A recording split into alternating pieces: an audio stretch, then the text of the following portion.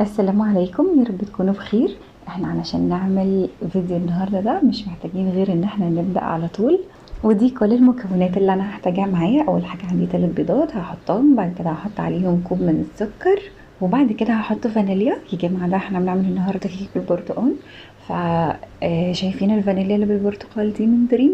دي بقى اللي بتنقل الكيك في حته تانية خالص، وبتفرق في لونه وفي طعمه وفي طعم البرتقال نفسه اللي موجود فيها. يعني دي حرفيا اللي بتنقل الكيك في حته تانية خالص، وبتديله طعم البرتقال المركز فيه والحلو. كيس الفانيليا ده بيكون يعني 2 جرام تقريبا، مش جرام واحد زي العادية، فبتبقى ضعف الكمية. المفروض لكل بيضة بنحط كيس فانيليا، فده عشان فيه 4 جرام فهم كده خلاص. يعني في 3 جرام لكل بيضة، وكمان في جرام زيادة، فمش محتاجين نحط فانيليا تانية. ولو عايزين تزودوا زودوا.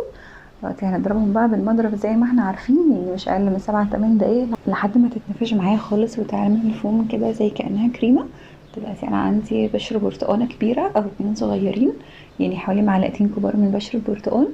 ولازم ان انا بعد ما اجيبهم اضربهم شويه كده بالمضرب، علشان لما بنحركه بالمضرب لما بنلمسه كده يعني حجمه بيصغر، وكمان المواد اللي فيه بتطلع، اللي هي المواد العطريه اللي فيه بتاعت نكهه البرتقال، بتخلي بقى النكهه فيه مركزه قوي وبيدي طعم احلى لما نضربه بالمضرب شويه.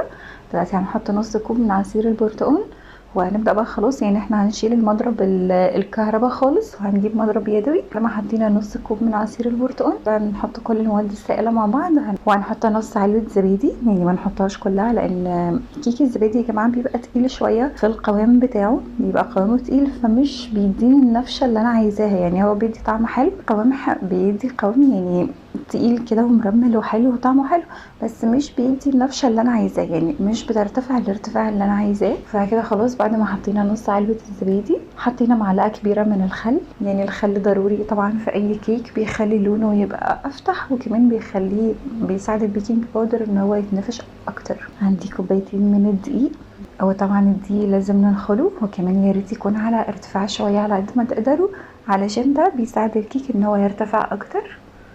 وحطينا كيس بيكنج باودر مع الدقيق.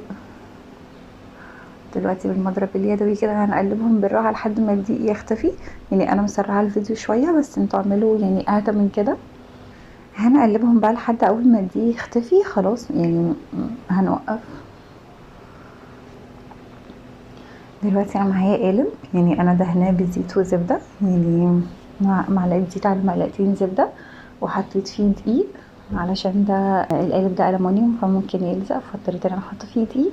دلوقتي خلاص هفضي فيه الخليط، وهديله خبطتين كده بسيطه علشان اطلع الهواء والفقاعات اللي فيه. وبعد كده بقى هدخله الفرن على درجه حراره 180. يعني انا عندي الفرن بتاعي مش بيبقى درجات، يعني هو بس فيه عالي وواطي. فانا اول ما بدخله هسيبها حوالي مثلا يعني 10 دقايق لحد ما القالب يسخن والكيك يبدا يرتفع. بسيبها عالي على اعلى حاجه خالص، وبعد كده كل دقيقه يعني بنزلها سنه بسيطه لتحت لحد ما في الاخر، يعني المفروض اخر ربع ساعه يكون يعني الكيك على اوطى درجه خالص في النار. فهو بيقعد معايا 35 دقيقه، يعني ما بيزيدش عن كده الصراحه، وبيستوي بقى وبيرتفع، بيدي نتيجه احلى من لو هو على 180 طول الوقت. فكل شويه بقلل درجه الحراره ويديني النتيجه اللي احنا شايفينها دي. دلوقتي انا زينت الكيك، حطيت عليه، كان عندي وايت شوكليت سيحتها كده وحطيتها عليه، وحطيت قطعه من البرتقال. بس ده شكلها معايا وبس ارتفعت، وكانت هشه جدا، وكان طعمها حلو قوي ومميز. وضروري يا جماعه كيس اللي هو الفانيليا، كيس الفانيليا ده ضروري خالص، يعني اهم من ان احنا نبشر برتقال، واهم من ان احنا نحط عصير البرتقال نفسه. فجربوها يا رب تعجبكم، واشوفكم مع بعض في فيديو جديد ان شاء الله، وباي باي.